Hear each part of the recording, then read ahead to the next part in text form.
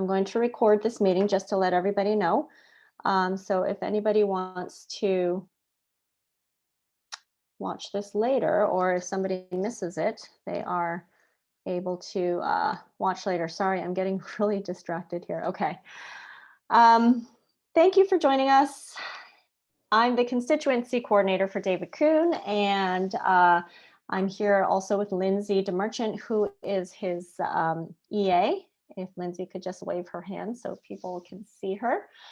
We're going to start with David introducing himself, and he'll give you a short report on the happenings at the legislature and the government.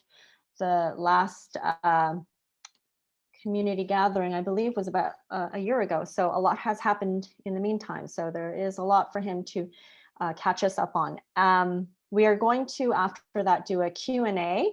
And in the interest of getting as many questions and answers in, we're going to try to keep the questions and answers to 3 minutes, if possible, per person. And if there are questions that you wanted to ask that didn't get a chance to be asked, please feel free to email David at david.kuhn@gnb.ca.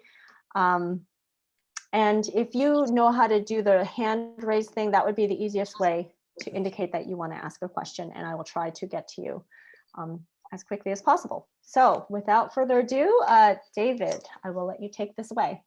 Thanks, Tayon. And I do want to acknowledge we're meeting virtually on the unceded and unsurrendered territory of the Waskakway people, that our thoughts and prayers, I'm sure, are with so many of our Indigenous neighbors who are in our local communities in St. Mary's, Oromocto, and Kingsclear, who are suffering from outbreaks of COVID-19. It must be very worrisome time in those communities, and so our thoughts are with them. I have reached out to the chiefs, all of them, and offered whatever help they thought I might be able to provide, if it's contacting a minister or someone in government that if they're having any difficulty in that way. I certainly can do those kinds of things. So I made that offer. I also want to acknowledge that our Deputy Mayor and Councillor Greg Erickson is here, and Councillor Ruth Breen as well is here. So welcome. Thanks for joining. I don't think I missed any other councillors, so that's good. Well, thanks everyone for joining tonight. I'm not going to catch up for an entire year because this is about hearing from you, but I do want to kind of start off with just a little bit about what's going on around. Fortunately, we're meeting just on the heels of a successful negotiation finally between the public sector workers represented by CUPE and the provincial government. They seem to have reached an agreement that all sides are comfortable with, and that will be going for a ratification this week. Meanwhile, the strike is over, and it's a huge relief for everyone. Those who were on strike, those who are parents with kids in school, those who are trying to access healthcare, and all of the disruptions that everyone felt. But it's in the end, as I said, they seem to have come to an agreement, thankfully, that people on both sides were satisfied with, comfortable with, and hopefully that holds. So and on that, of course, these are negotiations really about the past, because the contracts had expired in many cases for many of our public sector employees. So this was about the 3 or 4 years gone past. So there'll soon be in negotiations for looking forward. Around town, a couple of things I want to mention. There's Practitioner Clinic that is taking patients off of the wait list in Fredericton. It's been operating for a while now. It will ultimately take 6,000 people off the wait list in Fredericton, and I think they're around about a third of the way, if I recall the numbers, something like 2,000 now. So there are 6 nurse practitioners there, and they are carrying a patient load, so providing primary health care. It's not a walk-in clinic. It's their practices basically with full patient loads, or they're getting up to that level. The other interesting wrinkle, though, is there are 2 practitioners there who are taking patients diverted from the ER who are triaged, who don't need emergency care, but and so they're diverted from there for appointments with the nurse practitioners across the street at Priestman and Regent. So hopefully that's all working well. It would be nice to see them adding more patients more quickly, but I guess they're bringing people on as quickly as they're able. So that's a very positive development in terms of trying to reduce the waiting list in Fredericton. I want to mention about the mobile mental health crisis team in the city. As you know, there's been lots of concern over police responding to mental health calls, and I'm hearing them some too, but less from the city now. There's a really good working relationship with a number of projects that have been jointly developed between the Community Mental Health Center, the Mobile Health Crisis Team, and the City Police. So both organizations seem quite happy with the way that's proceeding. It's not the same case, though, for people who are have to rely on the RCMP outside of city limits, as I've discovered from some folks who contacted me. So that's an issue beyond the constituency, but certainly as a party leader in the legislature that I'm concerned about, we'll have to pursue further. I'm hearing lots, as you might imagine, from nurses and doctors generally over the state of our healthcare system, and everyone's eagerly waiting to hear what the content of the healthcare reforms package will be that's going to be announced tomorrow. I'm actually going to get a briefing by the minister tonight on that. Too bad it wasn't before this meeting, but anyway, right after this meeting. So hopefully we'll see meaningful movement, because we haven't seen any for a decade really, to improve our healthcare system, which is badly in need of that. Was there anything else there? Oh yeah, on housing and homelessness in the city, we've seen a really visible increase in homelessness in the city. The John Howard Society and others were successful, as you probably know, in securing funds from the federal, provincial, and support from the municipal government to establish the City Motel Project, which is essentially operating now. They can take 40 people. It's a mixture of a shelter and then individual apartments to house people who are homeless, with support services to support them and help keep them housed. And those who are being housed in the apartments up there would be people who have multiple problems and are the hardest in the community to keep housed, really. So this is sort of intensive support to help them be housed and address issues that they need help with. So that's quite encouraging.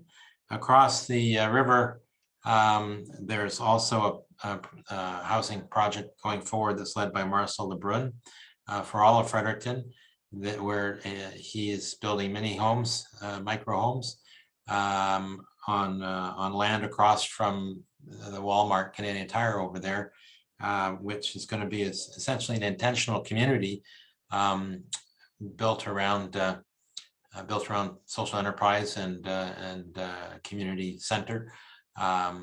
Great plans, and I think the first houses are going up. Many houses are going up this fall. So some progress there, which is great. And I know he's also had support from the city as well as the province, and I'm not sure what the feds there.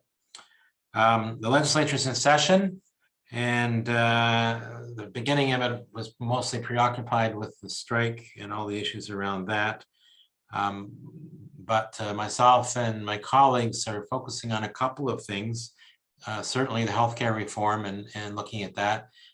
We made presentations to the minister, health minister, about what we thought should happen, and that was certainly informed with what I've been hearing from constituents and physicians and nurses who are also constituents about ideas to improve things here.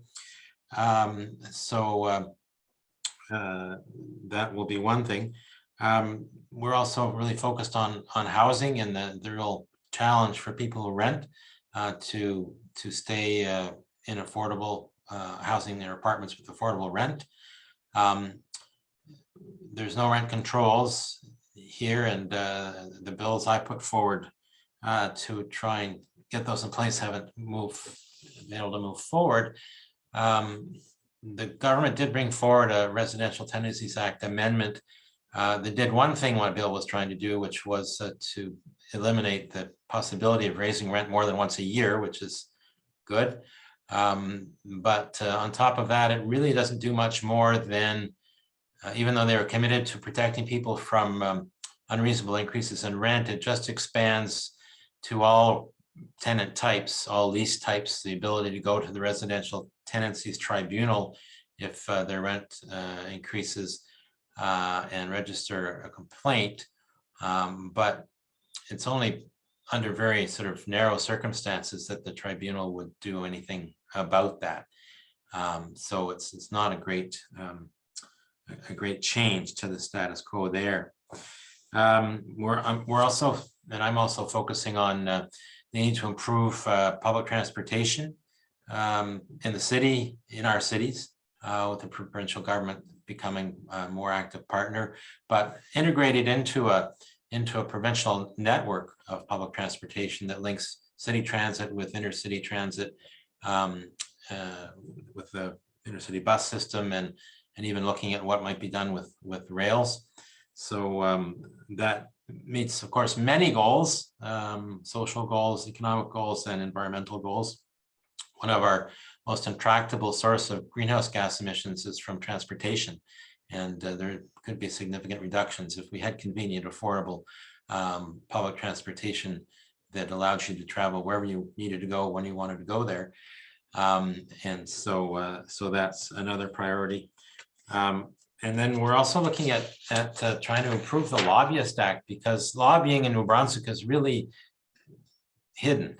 And we at least should have the kind of transparency that the federal government provides through their Lobbyist Act, so that people can easily find out who's lobbying whom for what reason at what time.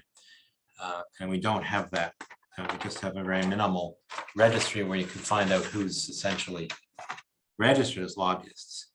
There are 13 bills before the legislature right now. I mentioned one of them, but the one that's most worrisome right now, I think, is the amendments to the Electricity Act, which is going to fundamentally restructure NB Power, with lots of implications, both about its accountability to the ratepayers, to all of us who pay for our electricity, and also it's the ability of the regulator, the Energy and Utilities Board, to look out for the public interest in NB Power's both investments, expenditures, and rates.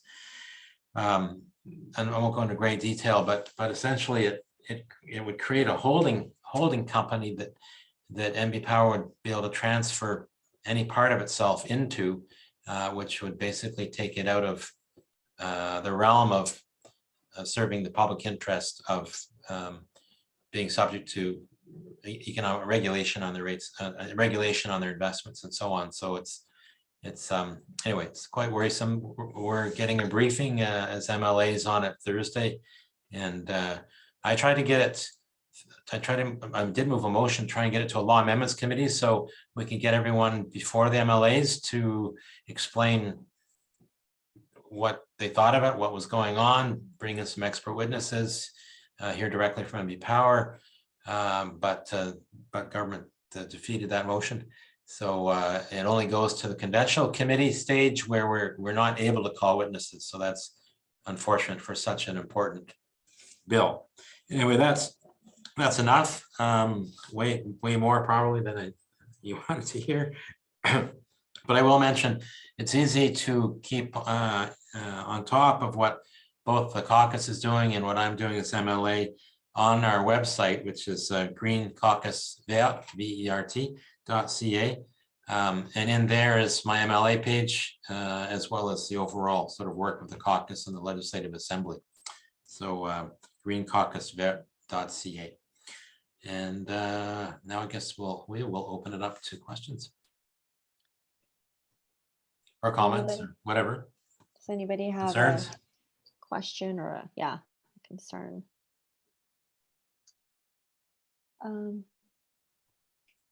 Mary? Susan O'Donnell, and can you unmute yourself? Yeah, I'll start. Hi, David. Hi, Tyon. Hi, Lindsay. Nice to see you, and thanks for all the work you're doing, David. It's really wonderful that you're our MLA. I'll just, I guess my main local issue I'm interested in is housing, and I have a question about that. But along a lot of things you mentioned I'm interested in, but the Electricity Act changes, especially with regard to NB Power, it would be good to get an update. I guess you will be doing that after you have your briefing, but it's something I'm really interested in. As far as housing, I'm really concerned, and it affects what you're saying about the lobbyists. I'm really concerned about the New Brunswick Apartment Owners Association, which is, I was actually looking into it this week for a particular reason, and it's really not even clear who they represent and who's funding them, et cetera. But I have my suspicions about that. But you know, I see they're meeting with Cabinet and they're advocating for the removal of what they're calling the double tax. And I'm really concerned about that. And I'm just hoping that you'll be able to kind of, you know, continue to shed light on that issue and that lobbying that's going on, because they are absolutely not speaking up for the public good, I would say. And, you know, I'm really glad we have a tenants association now, but they should be getting just as much exposure to the Cabinet as the, anyway, I wonder if you have any thoughts about what's going on there. Yeah, well, I mean, we'll raise that in the legislature next week for sure. Yeah, I mean, it's the tenants advocacy organization should have been invited when they requested to come and meet as well, and it's not happened. So I don't know what's going on here exactly, but it is important that you know, in our community we've got a lot of people who own you know, a rental property or rent out half a duplex, so we've got lots of people who fit into the category of landlords that aren't members of this particular organization. And so it in the public's mind, though, I think they represent all landlords, and it would be kind of nice actually if the small landlords, local people who rent out half, you know, duplex or a single property or two, were organized to it's a whole different situation, I think. So I'm conscious that it's not a homogenous group, landlords there, but certainly that group represents the large property owners, and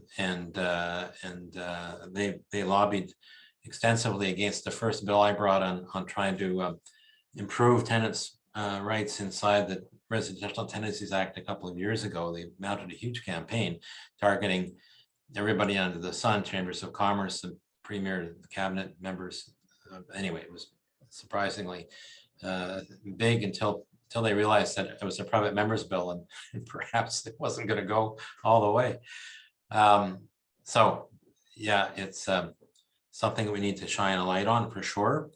It is a relief always as an MLA when people organize to create civil society groups, advocacy organizations on issues that are really important where there were none before.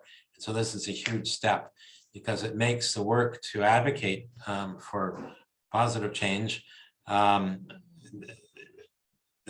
more easier in a sense, because then government is hearing from it outside as well as inside the legislature from us. When it's just from the inside, then government decision makers and cabinet members say, well, no one else seems to care about this. It's just you guys being the Green MLA. So that's great. I'll say one thing more quickly on housing too. Part of what we want to do is make the point and advocate for NB housing to be reconstituted as a vital instrument of government policy to help, once again, help nonprofit housing organizations and those wanting to develop co-ops to do so. It was very successful in doing that when so many nonprofit housing developments and co-ops were organized in the 1980s, which is a while ago. But NB Housing was a real partner there, and the results were very evident of that. And today they really don't exist beyond operating the social housing that that the social development owns for folks who are on low income or income assistance. Thank you. Mary had her hand up then. Oh, Mary, can you unmute yourself? Or I can unmute you. Or can I? Mute there, good. Darwin is with me tonight because he doesn't have Zoom on his iPad. And he would like to ask a question or. Sure, just turn me on. Okay, there you go. Hi, David. Hi, Darwin. How you doing? I've just finished reading an article here in today's Gleaner that speaks to a subject that I'm interested in, and that Dr. Jennifer Russell was a guest speaker at the Fredericton Golden Club last Wednesday. And she basically spent about 30 minutes telling us what a great organization we were, and didn't really tell us anything about what her role is as a chief medical officer of health. And so it was quite a coincidence and a pleasant surprise to see this article in the Gleaner today stating that you have concerns about what her role is and whether or not she's subject to political influence or interference. Have you read that article in today's Gleaner, first of all? Yeah. So it seems clear to me that the lines are blurring there, and that's not positive. We have seven medical officers of health. So it was set up before as 4 regional medical officers of health, the chief, which is Dr. Russell, and her deputy, which is Dr. Kristen Muick, which some of you may know, in Fredericton. And then a new medical officer of health has been added as well. So 2 things are happening. One, about a year ago, the government started to make some changes to the organization of, well, we know that under the previous government, the public health was carved up and parts of it were distributed among other departments. So it was shrunk and its capacity was reduced as a result. So that was the first problem. Then about a year ago, structural changes were made to the organization of public health. And for the first time, at least in recent memory, an assistant deputy minister dedicated to public health was creating a new bureaucratic position within the public health team that didn't exist before. And so that raised some alarms in my mind. Why would they do that?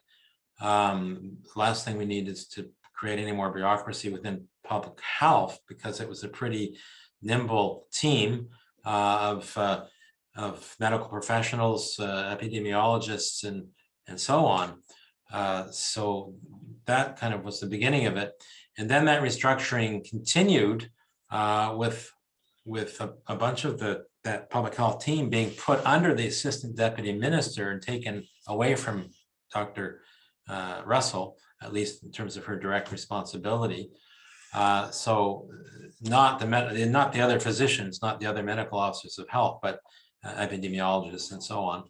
So it started to look like, a bit of a bureaucratic issue. And then the deputy minister started to become much more involved in public health matters as well, it seemed, particularly around COVID. So because of that bureaucratic restructuring, it really opens up the potential for more political influence on the chief medical officer of health, and as a result on everybody else. And that's concerning. She needs to be as independent as possible. Of course, she gives advice to should be giving advice to the minister and to the premier as well. But she also is a physician, as the other medical officers of health are, who's responsible to all of us as her patients, in a sense, from a public health perspective. So that's the first concern. The second concern is that they have eliminated the regional positions of regional medical officers of health. This isn't done anywhere else that I know of in Canada. The regional system is to ensure that you have a public health physician who is on the ground in a region and understands the region, builds strong relationships with the public health staff in the regions, because the public health staff, like public health nurses, are employed by Horizon, and they're all based in, on a regional basis. So they're eliminating the structure, and that's worrisome. In fact, I had a call from Dr. Wayne McDonald, a previous chief medical officer of health, the other day about this, and he was quite bamboozled by why that was happening. He couldn't understand it. Good public health practice in terms of how you structure it is to have public health physicians connected to regions, so they know those regions and can act quickly and mobilize local public health staff to deal with public health issues in those regions. So that's the other piece that's disconcerting. Now, there may be something will be a little clearer tomorrow if this is part of the health reform package that Minister Dorothy Shepherd is going to announce. We'll see, but it doesn't really meet the straight face test right now, for sure. No. Well, thank you. Thank you very much. Thanks for the question, Darwin.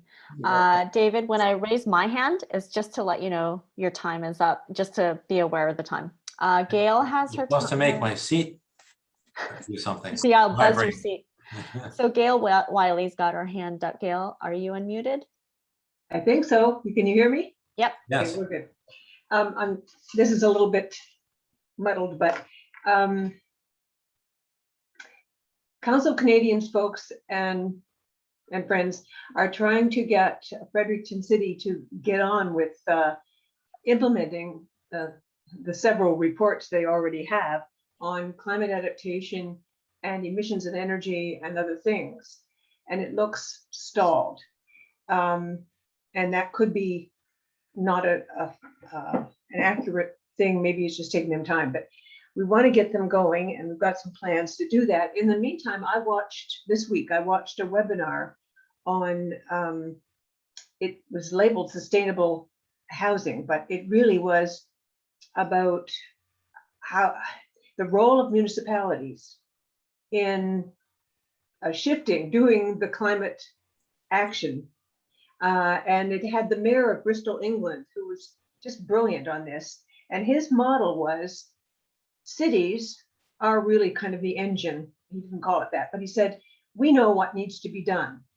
And poverty and justice and stuff has to be integrated with all the things you do, whether it's energy efficiency or all of these kind of, and transportation and so on. And so we know, we're on the ground, we know the people, we know the stuff, and you know your own unique city circumstance. We can design it. And then we design it, we cost it, and then we need to, the role of government then comes into play. They then need to respond to us by putting the policy and the funding in place that we need for our design. And doing things from the top down, they're not anywhere, government shouldn't be trying to do that thing.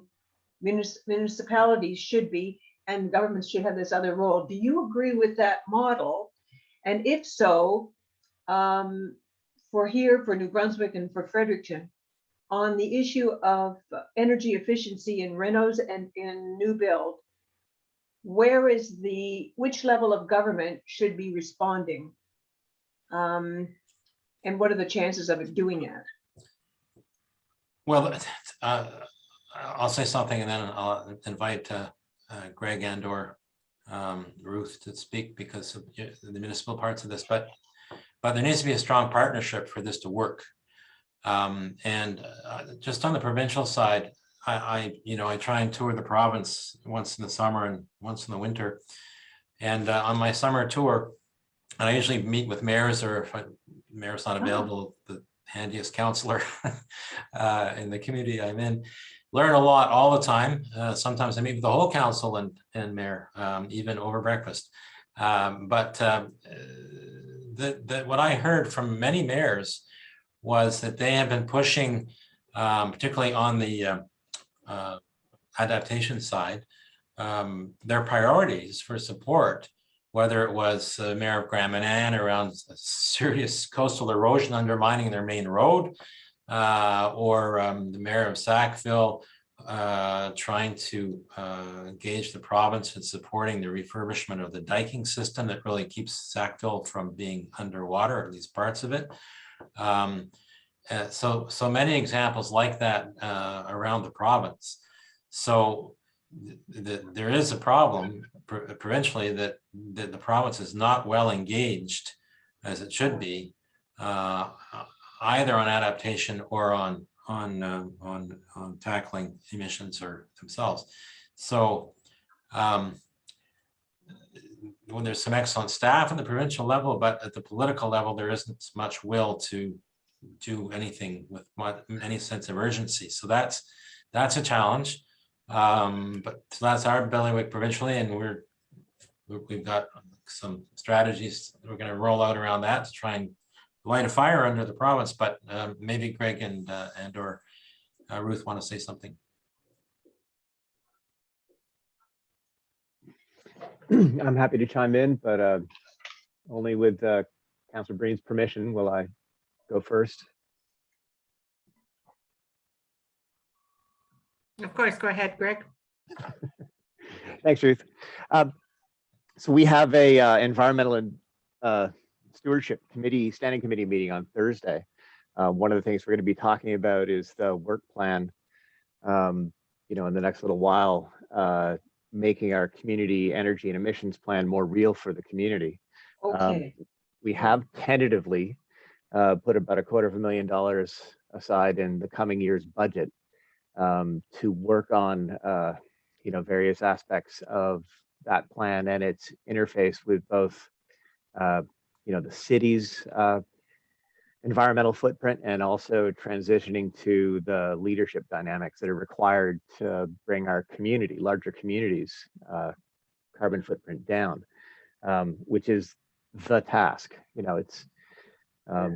We had a meeting this week and we talked to city staff just casually about how big a challenge this is. And, I had to point out to city staff that it's fantastic if we put solar panels on city buildings and do energy retrofits and become very efficient and so on and so forth. But the problem of the community footprint is 44 times larger. So, there's no second place for meeting climate goals, right? So we have to turn our minds to the larger piece as soon as possible.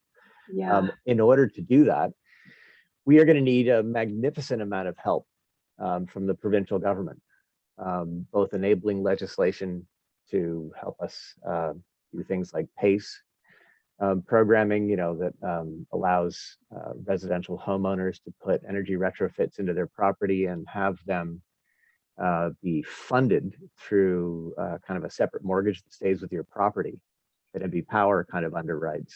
And they have systems like this in other provinces, been very effective at tackling the carbon footprint of, the housing, home heating, and, residential sectors. We cannot meet our climate change objectives without at least, at a bare minimum, getting to the best practice levels of provincial, municipal cooperation and legislation in the country. And we have a lot of work to do to bring the province and the cities up to that level.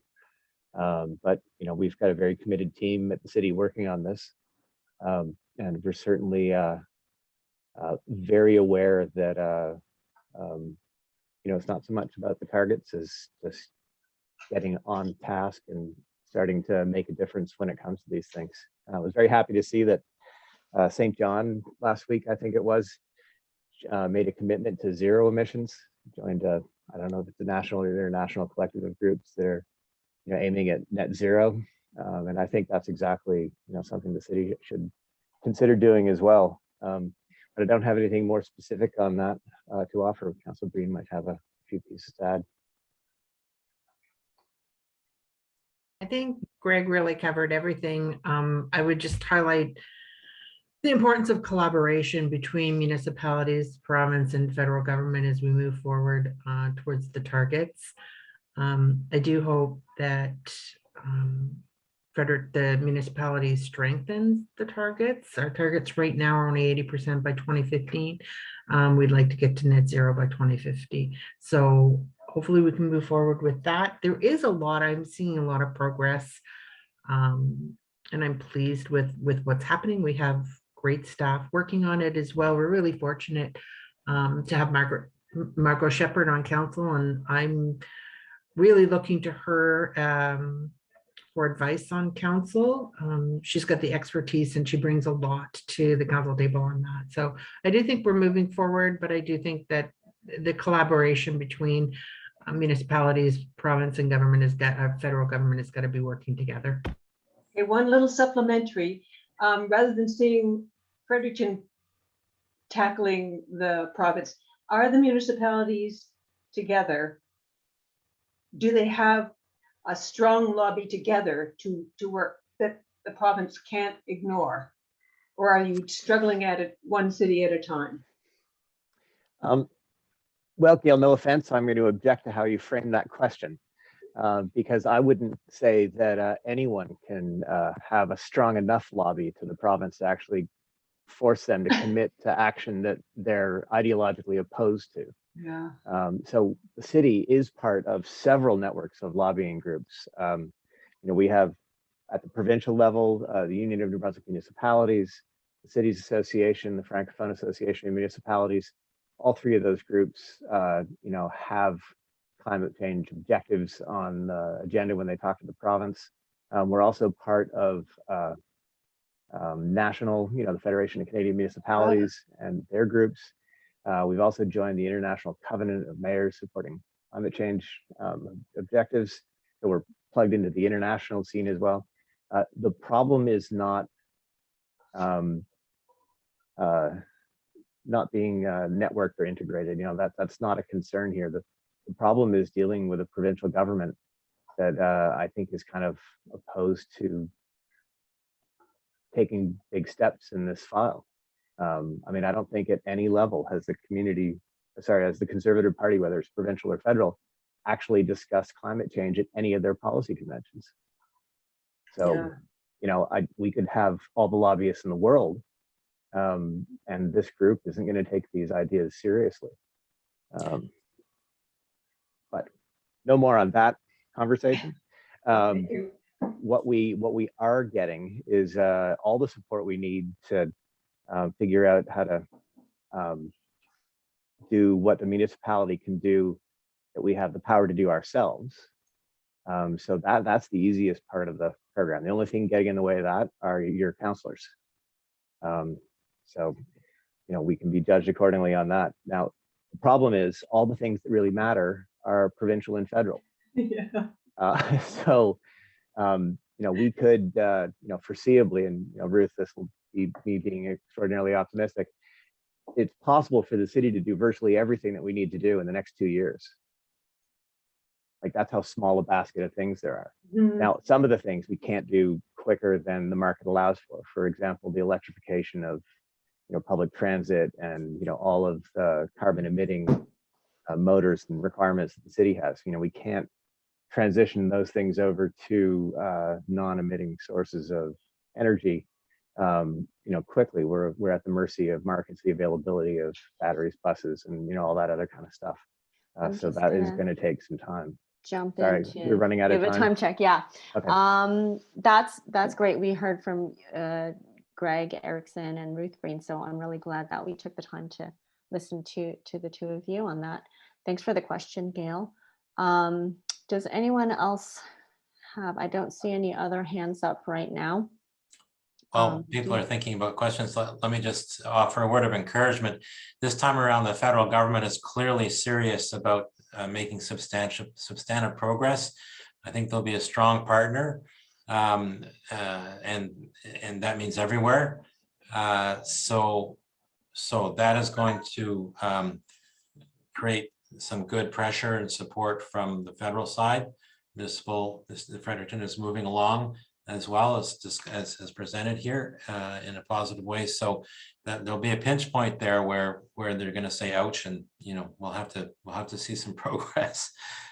So it's quite encouraging. I'm quite encouraged this time by where the federal government seems to be wanting to go.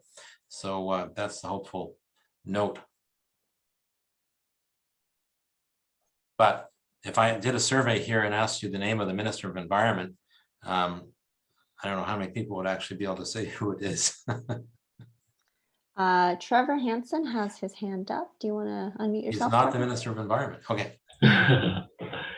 Thank you so much. Thank you, David. Thank you, Taylor. I have to ask a question about transportation. And so you mentioned earlier about some of the initiatives that you're thinking about in terms of expanding transportation options across the province. And I'm wondering what progress is being made with respect to some of the mechanisms by which that'll be operationalized, such as some of the mechanisms, whether it's governance mechanisms or planning mechanisms that might need to be in place to facilitate that. I'm thinking kind of to some of the recommendations that came out of the From Services to Services document of 2017 that was ESIC put out and helped out with. So Trevor is speaking about the provincial public transportation strategy that a committee of great people, including Trevor, were involved in putting together with clear recommendations and actually departments and who should take the lead on each of those recommendations.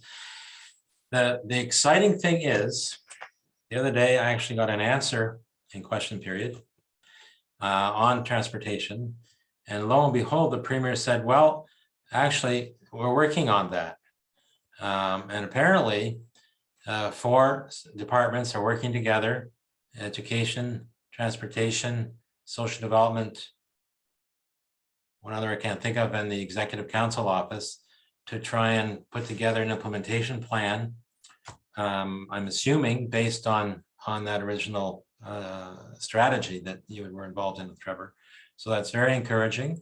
It's been years since they've been willing to talk about this, both this and the previous government. So it's great. It seems to be moving forward.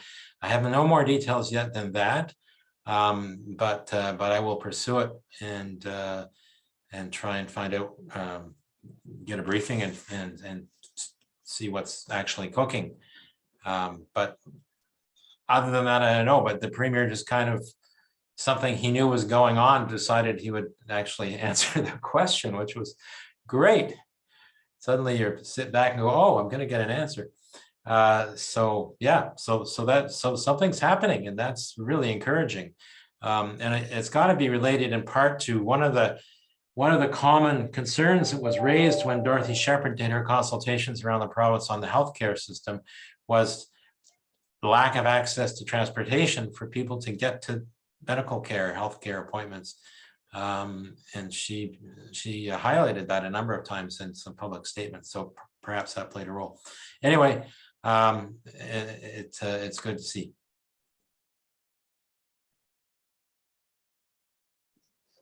Thank you, Trevor, for the question. And David, you sounded so excited about getting an answer. I see Brad Cross has his hand up. They told me when I first got elected, they call it question period for a reason. Because there are only No, questions. It's not answer period, David. That's what they said. Yeah. Darn. Yeah, hi, thanks. So one of the things that's hard to kind of, I think, miss is the fact that the provincial government seems to be, awash in some kind of surplus, which is mainly transfer from the federal government because it's not spending much of its own revenue on, priority projects. The federal government campaigned on, among other things, building back better infrastructure, what have you. But normally these things need focal points, need, targets. And one of the ubiquitous elements in Fredericton South in this riding that obviously overlaps with the municipality are the two big capital projects, whether it's the aquatic center or the playhouse, and both of those would be located in the Fredericton South, constituency. And, I suppose, I'm not sure whether it would end up in Greg's ward or Ruth's ward for the aquatic center if it ends up going by the Grant Harvey Center, yours, Greg. Anyway, I was just wondering whether any of you have heard anything about those projects and whether this seems like, a time to push those forward. Are you getting pressure to push them forward, that kind of stuff? So I'm not sure it's specifically for David, but I'll leave it to the politicians in the on the screen. Yeah, I can say that I keep in touch on progress, both with the folks on the ground who are trying to push these forward, as well as the funding bunch at Regional Development Corporation and to some extent in the Premier's office. So last time I spoke to RDC, they basically said, well, we don't have enough left in our budget for either of those things for this year. And so it's gone up to the Premier's office because they're going to have to find additional monies elsewhere. So the Premier's office told me, well, the Chief of Staff actually, well, the Premier was there too, actually. What they said was, well, which do you want? The pool or the Performing Arts Center? Talking about being put on the spot. And I said, well, of course, both. We need both. Anyway, so it's about time to circle back there to find out where they're at. But so that's the last sort of communication I had with them on that. But it was clearly, for this fiscal year, it was clearly said to me by the Regional Development Corporation, which would be kind of the place where the money flows through, that to meet the demands for this fiscal year, the Premier's office would have to make a decision and find money from other places to supplement what they've got in their budget. But I'm sure Greg or Ruth knows more, at least on than that. Well, I don't know anything that you just shared, so thank you very much for sharing that, David. That was excellent. I do know when it comes to the pool that the group on the ground that is organizing the stakeholders' interest in that, they're still in the process of talking to the various regional communities that may be funding partners in that project. So they're out running around asking, the smaller communities in our region if they'd like to have a, services agreement that would include access to the pool and so on and so forth. And that needs to be a commitment of dollars, basically, to buy into something like that. Until they come and report back to us, we're not going to know much more than we do right now. The city's committed some design money for both the pool and the playhouse. The city is also, with respect to the playhouse, we've made a rather large land transaction that has made available a space for the playhouse development on the blocks in between Brunswick Region, King, and Carlton Street, basically. So adjacent to the site where the new Justice Building is going to be in the Fredericton area. Tim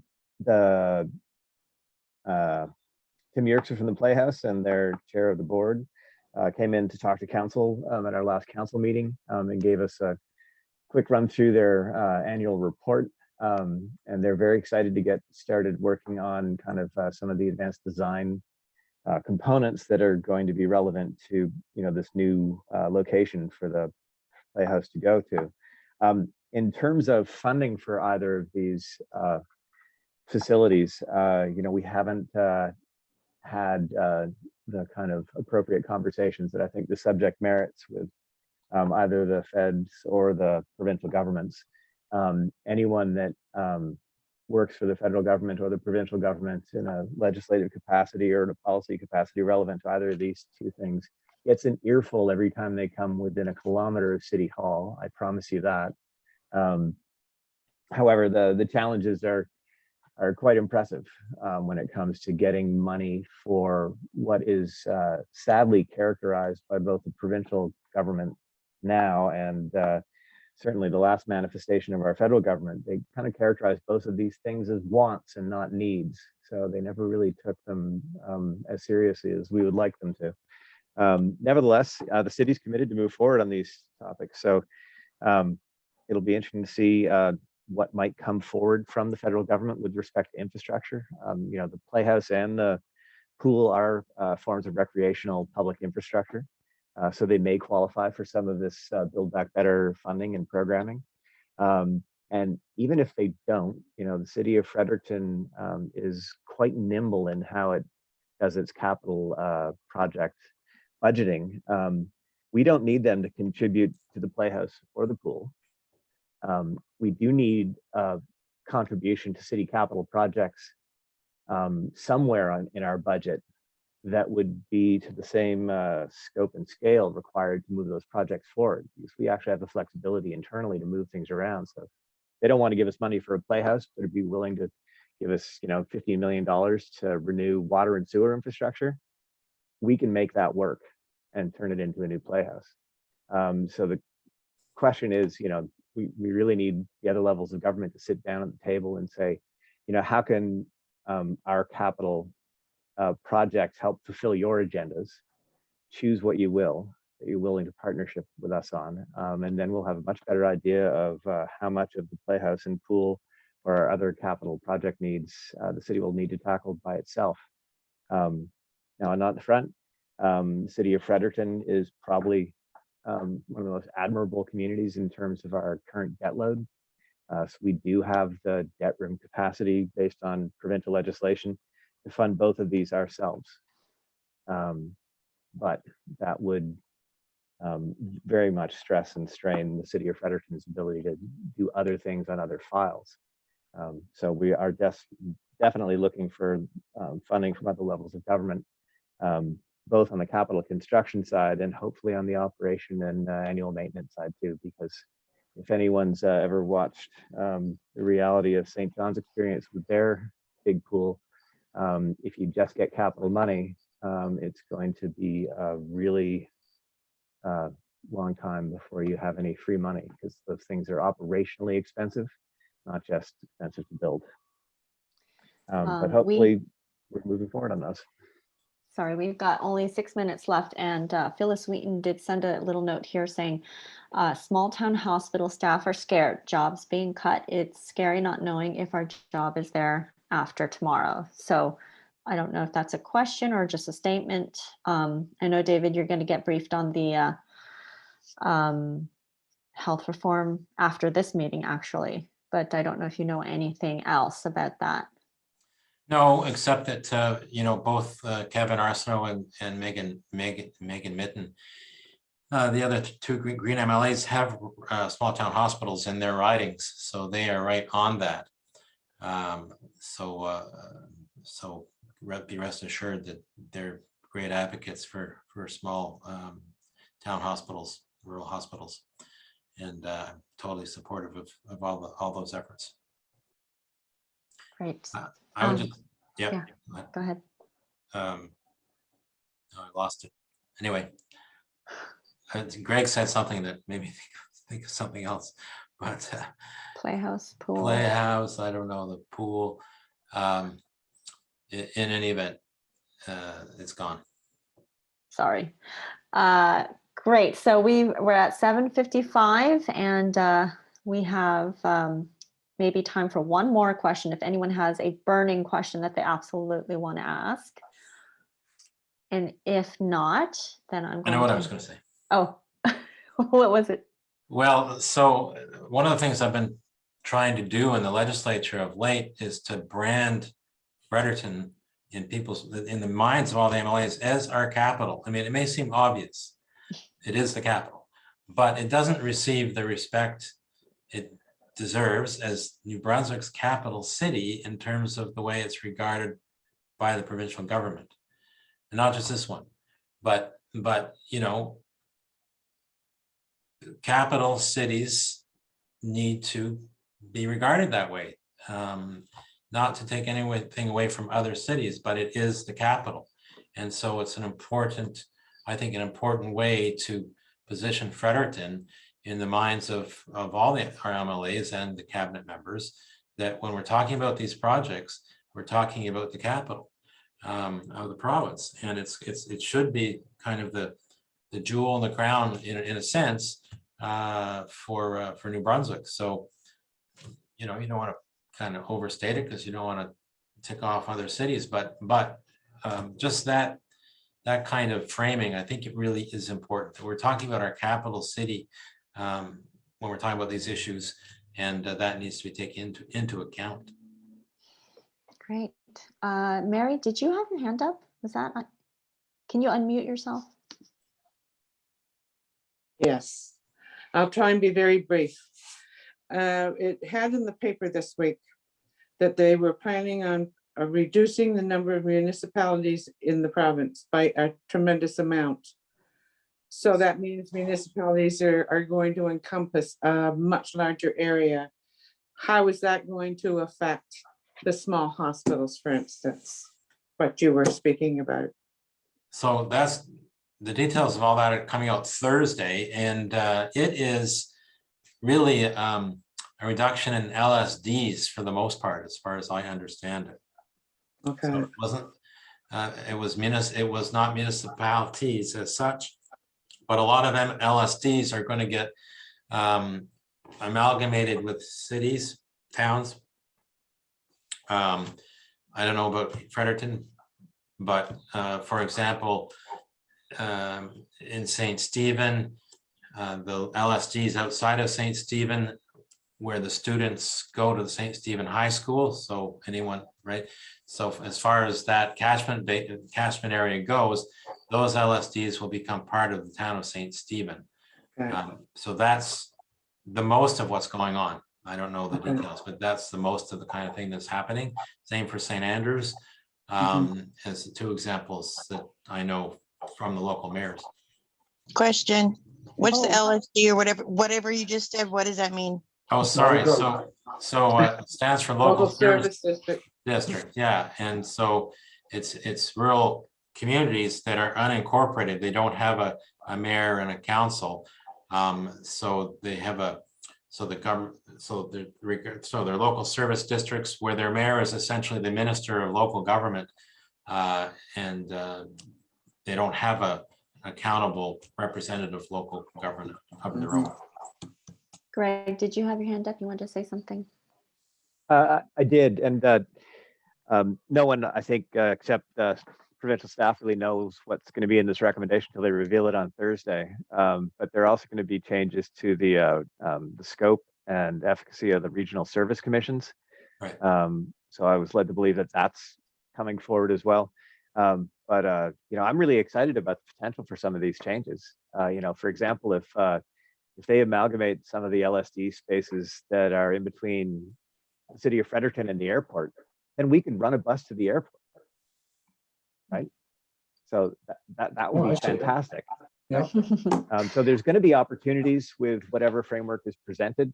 And I think it'll be beholden upon the municipalities that find themselves with some new rules on how we're supposed to play in the sandbox to make the best of them. You know, I know a lot of city staff are waiting to see what these recommendations are, because we're just full of good ideas and we want to work with our neighbors and build these strategic partnerships into, you know, our outlying areas, and offer them services and other things that the city can offer.